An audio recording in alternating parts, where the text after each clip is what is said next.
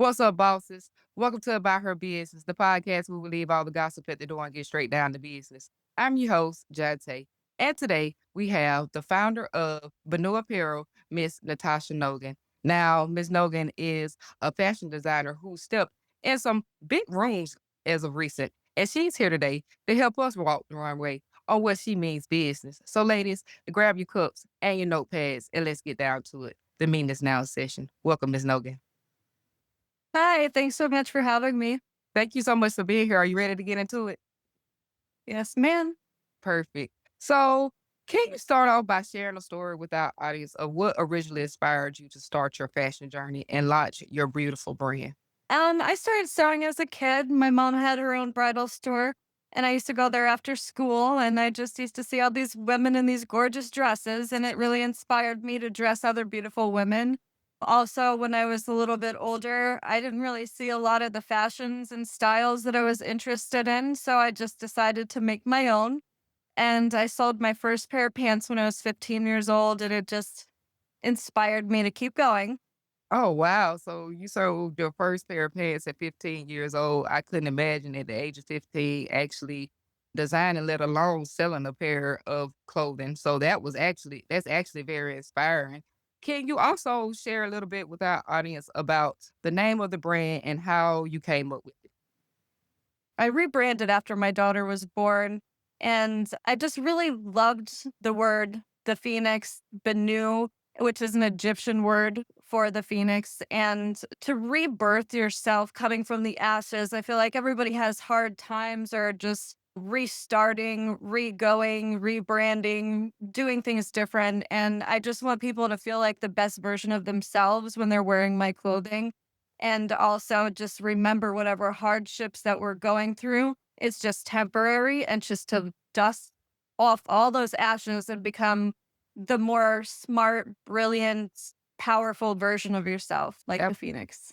Absolutely, and I love that story because growing up, I was bullied, and clothing was my release, and I just remember going trying to find those bright pieces of my favorite pieces at the time when I was, like, 5 or 6 years old, was a blue jean skirt and a pair of high-heeled shoes that my grandmother had purchased me, so I definitely can relate to clothing making you feel like you're becoming a new person again, so thank you for sharing with our audience on that one. Absolutely. Now let's talk about some of those early challenges you faced when you started breaking into the fashion industry. What especially were you facing when it came to streetwear and couture?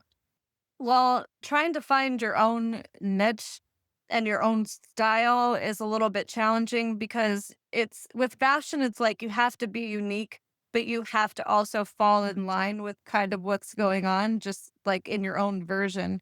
So, coming up with my own style and being able to stand out in my own way, it was a little bit challenging. And then also not really knowing much about business. I just knew how to be creative and I knew how to sew, and I was just really good at that. And learning how to do the business along the way with really no education on it, it was definitely a little bit challenging. Oh wow. So again, just a person who was young and was interested in clothing and actually started sewing at a young age and started selling. I mean, I think as an entrepreneur, you were actually making the correct step. So I'm actually surprised that you had such a hard time when it came to actually getting into the industry. No, well, I wasn't a hard time getting in because as soon as I landed on the runway, everybody wanted my stuff. Everybody wanted to be for me to be on the next runway. They wanted me in Italy. They wanted me in Dubai. But I kind of took like a detour, let's say, for a very long time. I used to travel a lot and go to festivals and shows and things like that. And it was more like an underground scene. So I would do vending at these shows and at these festivals and things. And it was very underground.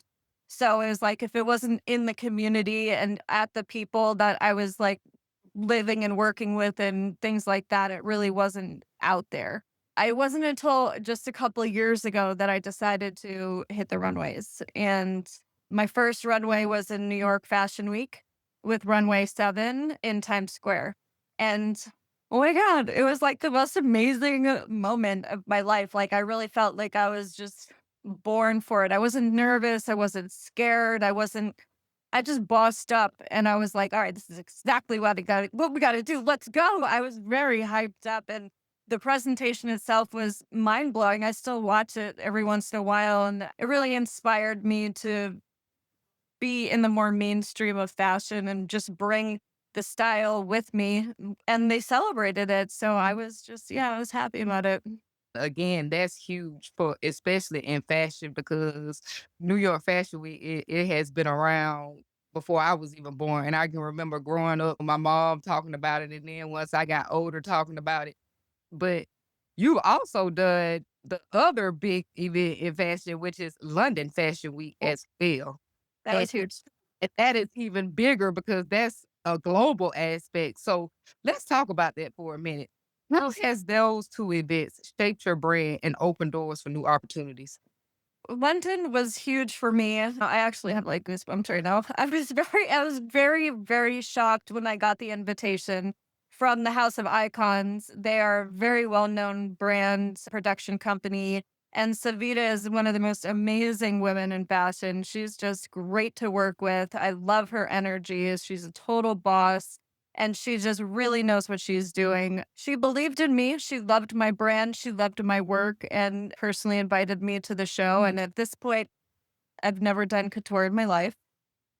And she's like, honey, we only accept couture in her beautiful London accent. And I was like, okay, sure. And I didn't tell her I never did couture before. But so then I just came up with 16 or 18 pieces of couture pieces that I've never done before. And I mean, from hand sewing, little rhinestone pieces, and just different dress details, it really pushed the envelope for me. And I had to really bring it because this was serious. And they've put me in 15 different worldwide press magazines from India to Paris to the UK. And yeah, it was all over. So I had to be on my best game. And I was very happy with my collection.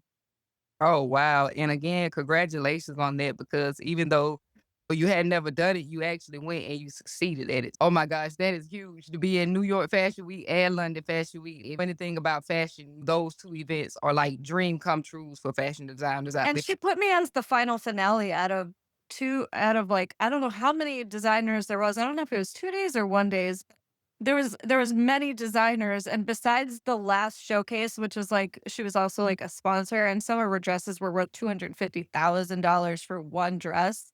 Besides her, which she was amazing, but out of all the other designers, I was the very last one besides the big showcasing, so she put me as the final finale, which Oh, was to make sure you got exposure that you needed. You would just have to know fashion to know what we're talking about. Like that is just huge. So, oh my gosh, congratulations. That's all I can say, Karen. So, talk about sustainability. What does that mean to you, especially in the fashion industry, and how have you integrated it into your collection?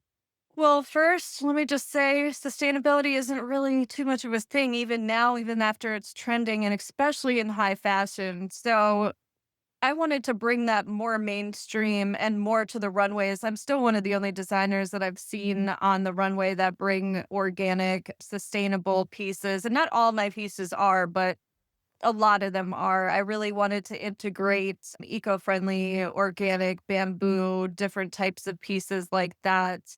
And it's just very strange because a lot of the designers still use a lot of polyester and sell expensive pieces of made from polyester. And I use top quality fabrics that have high thread counts, eco-friendly dyes that are good for your body. It matters because the fabrics carry vibrations. And if you're using a low quality fabric, it affects your vibration on an energy force. So to me, it's like I don't really want your skin to be absorbing bad dyes, bad fabrics, and things like that, and all the pesticides. So I really wanted to bring that to the mainstream as far as like we can still use good quality fabrics and still have good designs. Know what I mean? And not have to compromise between the both. And like I said, not all of my designs are, but I try to integrate as much as possible into the scene, but it's not very common. Oh, wow. And thank you for explaining to our audience because a lot of people thought that you was gonna go the route of saying, "Hey, this dress is gonna be in season or this pattern is gonna be in season," but you went the route of literally saying the dyes and the threads that are made into our clothing is literally it's important, y'all. And I saw a article recently about how Shein was using a certain type of chemical in making their clothing that could easily kill children. So that was a great point that you hit on. And they're actually being sued now by the US. So yeah, Wow.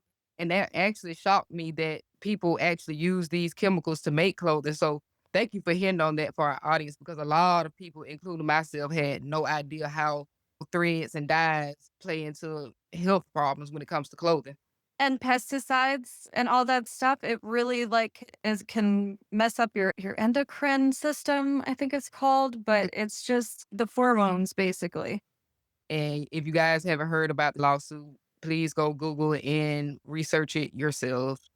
Now, let's talk about your creative process. Can you walk us through that process on how you create a new collection or a new piece? Sure.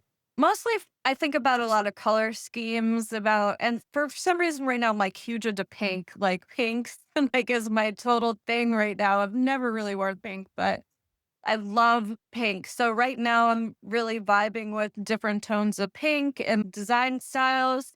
So when I think of an outfit, like my next outfit, I want it to be like a little mini dress with a cowl. I'm thinking of doing it either like a pink or a purple, but I offer all different types of colors because I do a lot of different customizations. So I might make one sample in a certain color and then let my clients customize it with whatever colors they're interested in, make it a little bit longer and things like that. But I use it as a base. And then I go further into making patterns. Sometimes I don't even use patterns because I just know what I'm doing at this point, so I barely even use patterns, but sometimes I'll use the pattern. First, I'll dye it, then I'll cut it out, and then I just sew it, and then I have to photograph it, then I have to market it. So, is everything customly made, or do you make separate pieces that people can just buy separately and also do customization? How does your process work? Primarily, I am a custom made because I really don't like inventory to just sit around. I think it's wasteful. And I also realize a lot of my clients just love to customize, pick their colors, change some things. And if you're like me, I'm like one size up here, then a different size down here. So some people might be different sizings. And then especially with swimsuits right now, which is my big thing for summer, is that people want to customize to their bra cup size and they might not be the same size as the bottom. Then they want different fabrics, they want different colors and things like that. And people are so picky about their swimsuits. I'll tell you that right now because it's the least amount of clothing that you're going to be wearing. And you want to feel the most confident, comfortable, and just look and feel amazing. So it's one of the pickiest things to work with. But it's also one of my best sellers because I let people be like, "Oh, well, I want this to be red and gold, or I want this to be pink and purple. I want this kind of fabric and stuff like that." So primarily I am a custom designer, but I do make certain pieces sometimes to sell ready to ship. Oh, I love that. Been looking for a designer that custom makes pieces because I too am what I like to call disproportionate. So I'm one size at the top and another size at the bottom. And I hate going online to certain websites and having to order a size large outfit knowing it's not going to fit the top. So I love how you work because it's needed and it's necessary because again, people are out here just selling clothes and it does not match. Yeah, it's like a general sizing chart and one size does not fit all. Okay. Absolutely. Now, let's talk about how do you balance the artistic side of fashion with the business side of running the brand? Well, that one's a little bit tricky because I'm definitely more artsy and creative type rather than business. So I like to set time apart. Like one day I'll be working on dyeing, one day I might be doing cutting, one day I might be doing paperwork, one day I might just focus on marketing. So I just kind of split it up and kind of see how I'm feeling that day. If I'm not feeling super creative, I'll just work on the business side. Yeah, this makes sense. And again, you guys, because a lot of people are gonna say there's an art to fashion. Absolutely, there's an art to fashion. All these big, beautiful designs that you're seeing out here that are trending on these celebrities, that literally took somebody's vision to come to life. And I look at fashion designers as the same as an artist or a rapper. You're literally creating a body of work to help others and make others feel good about themselves. So if you guys ever thought that fashion and art was not meant for the same sentence, guess again. That's right. Now, let's talk about strategies. What strategies have been the most effective in building your brand visibility and audience? Most likely magazines, podcasts such as yourselves, obviously the runways, and primarily the best is word of mouth. When you get a happy client and then they tell their friends and that kind of thing has been the number one way for me to actually get more clients and get more sales and things like that. But as far as visually, it would be the runways and magazines, of course. I am in the South, and just a few hours from me, there are several beaches. So don't be surprised if you start hearing calls from Alabama and Georgia because everybody's gearing up to go to the beach. It's getting hot. It's getting summertime. We finna start taking the kids outside. We finna be outside. So make sure y'all give Miss Nogan that call because she'll get you right. That's right. I would look forward to that. Now, another important thing about being an entrepreneur is being able to collaborate and partner with other people. How do collaborations and partnerships or fashion shows even play a role in growing your business? I think it's very important to have a nice network of people that you can work with, especially when it comes down to photographers, models, and proper production companies and things like that. I don't do partnerships because I've built this from the ground up. So it just, I mean, unless you're coming with a lot of money, like I don't really need you, but if you do have a lot of money, I might talk to you. Besides that, I like to work with influencers because they have a lot of new people and eyes on them and they have fans and it really does help with sales. I had this one influencer a few years back and just because of her fan base, if I put anything on her site, if she put on anything, I sold maybe like 10 pieces in like 1 or 2 days. So she really helped with the sales if you have really good influencers. The runways definitely help as far as people seeing what you're doing and stuff like that. Magazine articles are great. Any kind of interviews, podcasts, and things like that. It's a big help for sure.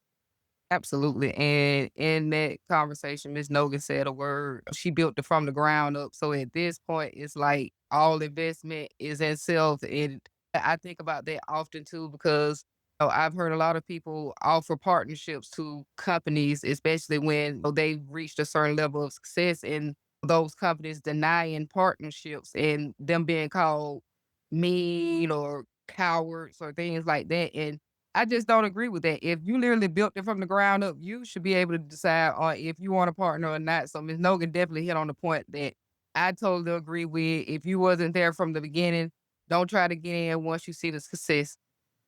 Absolutely. For all the work that I put through. Exactly, exactly. Now, speaking of money, let's talk about your approach to monetizing your creativity without compromising your brand's vision. So that one's a little bit difficult. I use a lot of social media platforms like Facebook, Instagram, Threads, and things like that. I'm not really on TikTok except for personally, but those have been my main sources of getting clients. And I've also brought over a few clients from like when I was traveling and doing festivals and stuff like that. Some of my clients been with me for 15 years. But I like to keep it kinda small and personable, especially because I do custom work. I need to talk to you, like, send the messages, the emails, do phone calls, things like that. So, if I had so many clients, I wouldn't be able to provide such a customized, intimate experience for each person. So, it's a little bit tricky when you're doing that.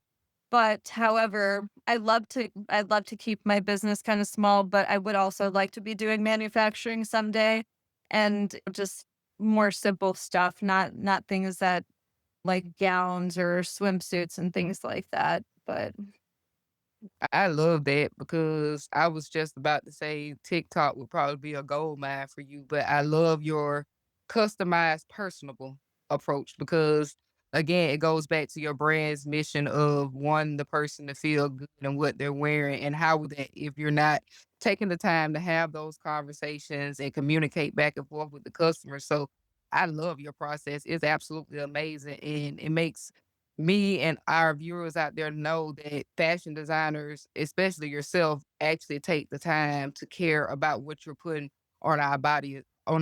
So thank you so much for detailing that for our audience. you're welcome. Now, let's talk about risk. Can you share a specific moment with a risk you took and it paid off for your brand? Well, let me tell you, it's all a risk. The whole fashion industry, it's just the big capital R risk. So it's you're doing the runways, which costs a lot of money to pay to play. Any kind of magazine articles, things like that. It's just an investment, and you really don't know what the guaranteed outcome is.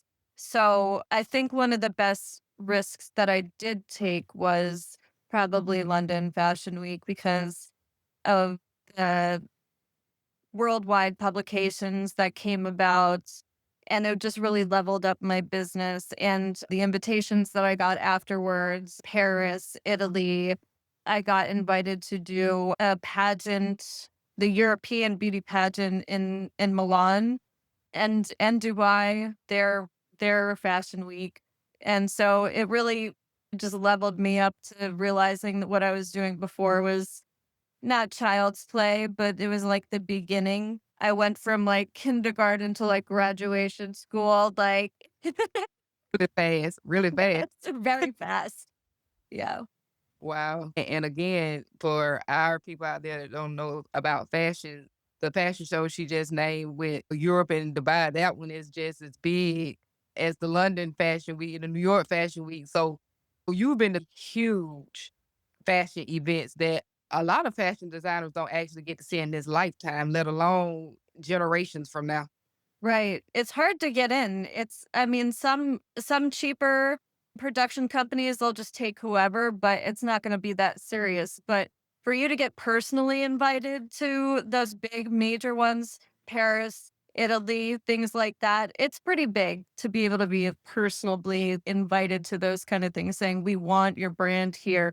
Or like bigger companies, bigger production companies be like, "We notice you. We want you on our runway. We wanna work with you," instead of like, hey, begging them, "Hey, check my stuff out. Please take me. Please accept me." Because a lot of people don't get accepted. They will be denied. And I know quite a few fashion designers who actually have applied for New York Fashion Week and LA Fashion Week and have not got accepted, and they've been applying for 10 plus years. So you got Wow. just in case you wanted to know anything about how hard it really is to get in, I know people that has been doing it for 10 plus years and still haven't even gotten the opportunity. Oh my gosh. So it is very exclusive. I will let you know that. Right. Wow. I had no idea. Yeah, so another thing also in the fashion industry that a lot of fashion designers go through is maintaining relevancy because as we talked about earlier, trends change pretty much every month Fast. when it comes to fashion. Like it could be plaids tomorrow and polka dots the next day. So how do you stay innovative and relevant in the industry that's constantly evolving? Well, it's not that easy because on how Heidi Klum, one day you're in, one day you're out. So it can happen just like that. One day you're amazing and everybody wants your stuff, and then the next day people might forget about you and just literally is just whatever. But having a solid client base, which keep coming back, is huge. Even if you're not getting the publicity from the runways or magazines or podcasts or something like that, at least you have still have your solid foundation of people that are supporting you, even if it's not like very loud. So that is important to keep you going through the quiet times. And then also, like this year, I'm taking a year off from doing runways because I did one last year and then I was working with this production company and working for contracts and things like that. I decided to decline the offer, but I was working a lot. When I mean, just working, working, working, working, working. And then the year before that, I did 2 runways that year. And most of the time when I'm doing runways, I'm literally working anywhere from 10 to 14 hours Wow. every single day, because I make all my own stuff. And whatever runway is happening, I specifically make a collection for them. It's not, yeah. So it's not like I just have some pieces around or have them manufactured. And when I tell you, not many designers can actually even use a sewing machine. They Yes. don't they don't actually know how to sew, and they don't make their own stuff. So that's why I'm very sought after, is because I make and sew everything myself. I even dye some of the stuff. I hand sew things, and the whole process is with me, and I specifically gear it towards them. Like the lady in Italy wants me to do on the Riviera, and they do all resort wear. So the whole thing is resort wear, swimwear, things like that. So I would create a whole custom collection specifically around what their needs and wants are. Yes. So, yeah. Again, thank you for sharing with our audience because 10 to 14 hours per day, that is 2 job well, some people do 10 hours a day, but for some people, that's 2 shifts. And Yes. that literally goes into the dedication and work that a lot of people don't think that a lot of fashion designers put in because as you said, a lot of them have been exposed recently for not being able to sew their own materials. And, you At know all. They don't even know how to work a sewing machine. exactly, and letting manufacturing companies pretty much produce the work, and you hit on pretty much a point, which I truly appreciate that point. So, I wanna get your advice. What advice would you give another woman entrepreneur who's trying to break in the fashion industry or creative industry? Well, knowing who to work with is key. Knowing what production company is, who's the really qualified photographers. Models are very big. They play a huge part that they don't get enough credit, is having the good models. The models that I work with have always been very professional, very loyal, just very great people. And also the photographers, it makes a difference who's modeling your items and how they're being photographed, and then who is presenting them through the production company. Because if it's a low level production company, you'll see it. You'll see it in everything, the lighting, the presentation, how they're doing the media presence, what magazines they're in, things like that. So, doing research on who to work with is huge. Also, getting your business credit up is pretty important. Having business credit and the right kind of financing and knowing where and how to spend that type of money. And then if you are working with manufacturers and things like that, it's like you need to have the really good quality manufacturing and a good cost, preferably in the US, so that jobs stay here. But all those things really play a big role. Absolutely, and I hope you guys wrote down those tips because not only can you use those tips in fashion, you can use those tips in any industry, especially that business credit tip, y'all.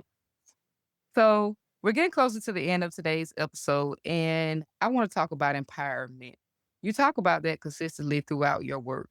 How do you define empowerment, and how does it inspire others through your brand? Well, empowerment is just like a personal feeling, really.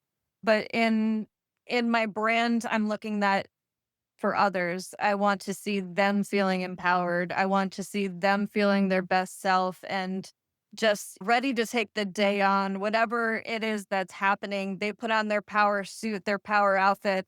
All of a sudden, they're glowing. And them feeling empowered makes me feel empowered, because now I feel like I'm doing my job and people really appreciate me and things like that. So it's important how people feel. Energy is a real thing, and I take it very seriously. And also, I kind of look into people's energy when I'm creating for them. That's how much of a personalized process this is, that I can read people's energy and take that and put it into the garment and create that for you to almost mirror yourself back into the garment that I'm making for you. So empowerment, it plays a huge part in this. And I've actually talked to a lot of my clients that have been through divorces, moving, really hard times, and they wanted to celebrate themselves by buying a piece of my clothing that makes them feel more empowered just going through a hard process, and I love that. Oh, I love how you explain that because everything is energy.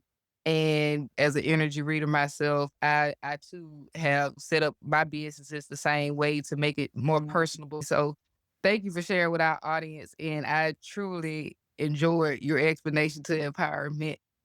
Now, sadly, we've come to the end of today's episode, and we always leave with a legacy. And I give you a couple of seconds to think about this, Miss Nogan. Looking back at your journey and forward to the future, what legacy do you hope your brand will leave in fashion? Well, I hope that my brand still lives on after I have passed away and it still carries the same kind of passion for fashion and sustainability and kind of carries the same vibe that I'm bringing and putting into it. And I really would like to bring generational wealth to my family. Now, sadly, we've come to the end of today's episode. But before we go, we want to make sure we get all of Miss Nogan's information. How can we sign up for your services? Let us know when we can find Benu Apparel. Let us know all the details. On Instagram, I'm at Benu_apparel. On Facebook, Benu Apparel. I had to start a new page, so the one with the lower amounts of followers. And I'm also on Threads. You can just find me on my Instagram with the little Threads button. My website is benuapparel.net. Absolutely. And I will be leaving all that information down in the description box below. Any last words before we adjourn today's meeting, Miss Nogan? Thank you so much for having me on your podcast. And also, I really appreciate you asking questions about the empowerment and about the brand's purpose and things like that, and the sustainability, because that's all really what my whole brand is geared around. So I thank you. And with that, ladies, today's meeting is now adjourned. Thanks again to Miss Natasha Nogan and Benu Apparel for coming on and offering all her insights. And you be sure to subscribe to About Her Business so you never miss whenever we upload. Also, leave me some comments down in the comment section on which industry you think I should interview next. Until next time, keep your goals tight, that circle tighter, and that bank account growing.